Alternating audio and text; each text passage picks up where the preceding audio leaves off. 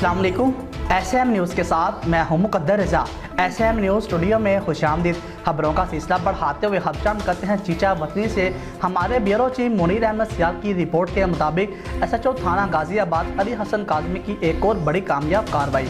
DPO Sahiwal Mohammad Kashif Aslam की हदायत और DSP सर्कल राना अकमर रसूल चीचा वतनी की रहनुमाई में SHO गाजियाबाद अली हसन काज़मी साहब ने अपनी पेशा वराना सलाहियतों और मेहनत से जदीद टेक्नोलॉजी की मदद से अपनी टीम के हमरा एक बैनुअज़लाई 6 अफराद पर मुश्तमिल ब्रिगेड गैंग को गिरफ्तार कर लिया है और इनके पास से भारी मिकदार में नाजायज असला बरामद कर लिया। ये गैंग मुख्तलिफ इज़्ला में मुख्तलिफ तरीक़ों से वारदातें करता था और बहुत से मुकदमात में मुख्तलिफ इज़्ला में मतलूब थे।